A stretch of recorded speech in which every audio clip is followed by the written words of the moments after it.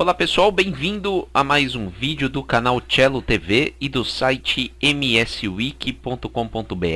Eu sou Marcelo e nesse vídeo aqui eu vou passar para vocês algumas informações básicas para que você tenha um bom desempenho aí no seu computador, tanto para uso diário quanto também para jogos, tá? Então ele se aplica aí para você que usa no dia a dia e também para você que curte jogos aí, principalmente porque tem algumas questões aí que tá voltado mais para jogos, tá? Bom pessoal, vou começar aqui comentando alguns desses itens, ok? Eu não vou entrar muito em detalhes, né, para não tornar aí o vídeo muito longo, mas na descrição do vídeo eu tô colocando um link de cada item aí que eu vou comentar para que vocês possam se informar melhor e ter mais detalhes, né, por exemplo, de FPS, V-Sync, DirectX. Então eu vou falar sobre esses caras aí e vou colocar para vocês links com informações mais detalhadas aí dessas tecnologias e desses itens aí que eu vou comentar, tá? Vamos lá. Então aqui é o título do vídeo, né? Dicas para você ter um bom desempenho e performance no seu computador e em jogos. Então a primeira dica básica que é atualização do Windows. Bom, isso aqui é o requisito básico, tá? Você ter o seu sistema operacional atualizado, né? Nós vemos aí muitas atualizações de segurança e essas atualizações de segurança também têm impacto às vezes aí para performance e desempenho do computador. Então manter o seu computador sempre atualizado é um pré-requisito básico aí para que você tenha um bom desempenho e não tenha problemas, tá? Isso daí é pelo Windows Update, né? Lá no painel de controle você tem acesso ao Windows Update e lá você faz as atualizações, ok? Dica número 2, atualização de drivers e firmwares. Eu vou incluir aí também BIOS, tá? Esse item aqui eu posso considerar um dos principais, né, que tem impacto direto aí em relação a desempenho de computadores, tá? Então, drivers, não tem como você cobrar um desempenho bom em jogo se os seus drivers não estão atualizados, tá? É outro requisito básico. Entra no site do fabricante, não deixe esses drivers aí que o Windows instala. O Windows vai reconhecer todos os seus hardwares aí numa boa, mas o driver que ele vai instalar nem sempre é o último que está disponível lá no seu fabricante, tá? Então instale sempre a última versão do driver diretamente do site do fabricante, tá? Se a sua placa-mãe é uma placa-mãe ASUS, entra lá no site da ASUS, baixe todos os drivers de rede, chipset, tudo que você encontrar lá você baixa, tá? Placa de vídeo então nem preciso falar. Entra no site do fabricante e lá também baixe a última versão do driver da sua placa de vídeo, ok? Então, questão da BIOS, a mesma coisa. No site do fabricante você encontra lá a última versão de atualização da BIOS. Também tem impacto direto aí para desempenho e performance do computador, tá? Então, eu considero aí esses dois itens que são itens básicos, os principais aí para que você tenha um bom desempenho no seu computador, tá? Vamos aqui para o item número 3.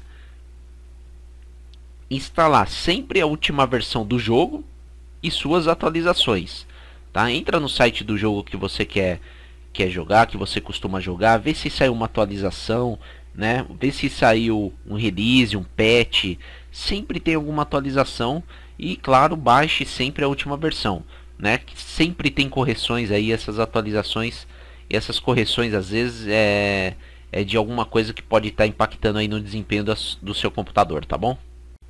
O item número 4. Muita gente pode questionar esse item 4, que é para você ver o log do Windows, né, na parte lá de sistemas, para ver se você encontra algum erro crítico que ele está apontando. Essa questão talvez possa gerar um pouco de discussão, mas eu acho importante pelo fato de repente o Windows está detectando algum problema de hardware, né? Então se ele estiver detectando, por exemplo, um problema de disco, você começar a ter alguns erros de disco, de repente um bad block no seu disco, então isso daí o log do Windows vai pegar e de repente é uma coisa que você não percebeu ou não conseguiu identificar, tá? Então esse item aí eu acho importante sim, você olhar o log do Windows e lá você vê se de repente tem algum erro aí que possa comprometer o desempenho do seu computador, tá ok? Então isso aqui é um item importante também. O item número 5, limpeza do gabinete e coolers, para você não ter problema de refrigeração, né? Então, cidades grandes aí, onde tem muita poluição, a gente não percebe, mas quando a gente abre o gabinete, a gente vê quantidade de pó que entra no computador, na fonte, no cooler da fonte, no cooler do processador e os outros coolers do gabinete. É impressionante a quantidade, e dependendo dessa quantidade ele compromete até a velocidade de rotação do cooler, né? E ele acaba rotacionando menor, e com isso refrigera menos o seu processador, a placa de vídeo, a fonte, e aí você pode começar a ter problema de refrigeração. E aí pode aquecer tanto o seu processador que de repente ele chega lá no limite, né, do threshold dele, por exemplo, de 70 graus, e ele vai e reinicia o seu computador de maneira inesperada. Então isso daí é um item muito importante. É bom, eu tenho o hábito de a cada 3 meses abrir o meu computador e fazer uma limpeza, né? Pego um jato de ar, jogo lá para fazer uma limpeza legal e tirar todo o pó que está dentro dele, tá? Isso aí pode gerar problemas sérios também, inclusive a parte de desempenho aí da sua máquina. O item número 6 é para você verificar a temperatura do processador, tá? Processador, placa-mãe e placa de vídeo. Geralmente os fabricantes eles possuem software próprio para você verificar essas informações, mas você também tem aplicativos aí que você pode utilizar para ver essas temperaturas, tá? A gente tem, por exemplo, o Everest, né, que é um software bastante conhecido aí que traz todo o inventário da sua máquina, e também ele vê aí a questão de temperatura da placa-mãe, processador e placa de vídeo também, tá? Eu particularmente utilizo um chamado HW Monitor. Eu utilizo ele atende a minha necessidade. Então eu estou colocando na descrição do vídeo aí link para você baixar esses aplicativos aí também, tá? Que é interessante, para servir como parâmetro para vocês, tá? O que seria uma temperatura ideal de um processador, de uma placa-mãe e placa de vídeo, tá? Eu vou me basear aí nos problemas que eu já tive.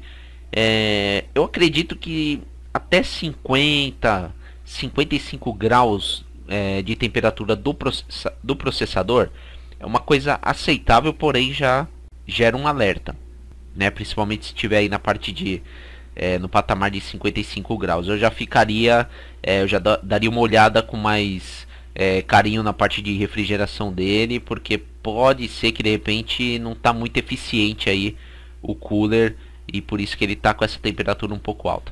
Placa-mãe, acredito que entre 30 e 40 graus seja uma temperatura também aceitável, né? Tem uns aí que vai tá até menor, né? E placa de vídeo aí também nessa faixa entre 50, 60, 65. A placa de vídeo ela tende a esquentar um pouco mais, tá? E eu percebi que geralmente as placas de vídeo da TI, Radeon, elas esquentam um pouco mais, né? E o cooler faz mais barulho também. São placas de vídeo mais barulhenta. Eu percebi, já tive GeForce e já tive a TI Radeon, e eu percebi nitidamente que elas são um pouco mais barulhentas, as ATI Radeon. E um outro detalhe é que o software, né, da placa de vídeo, eles te dão a condição aí de você controlar a rotação do cooler, né? Você pode aumentar a rotação para ele refrigerar mais, só que aí você vai ter um barulho muito maior, e você pode diminuir, né, a rotação do cooler para que você tenha menos barulho, só que aí a sua placa de vídeo vai esquentar um pouco mais também, ok? Vamos para o item número 7. Teste de performance com benchmark para ver se o computador está tendo um desempenho aceitável de acordo com os reviews, né? Então não existe assim, eu consegui uma pontuação X, 5.000, 7.000. Isso daí não mede, você não tem como medir através desses números, né?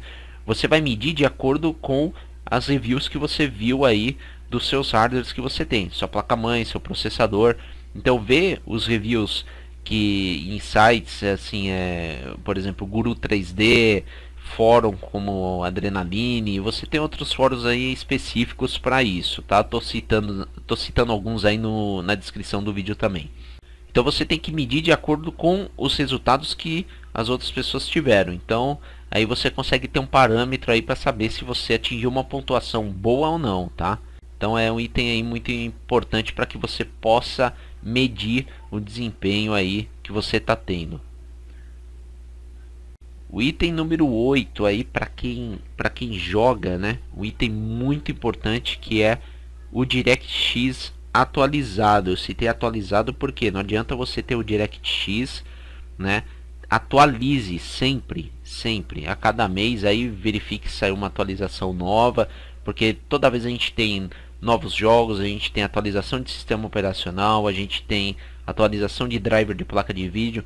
E se você de repente tiver numa versão diferente ou alguma incompatibilidade, né, entre a sua placa de vídeo, seu sistema operacional e o DirectX, você pode ter perda de desempenho nos jogos aí. E talvez isso você não note, né, mas de repente você está tendo e você não está percebendo essa perda aí de desempenho, tá?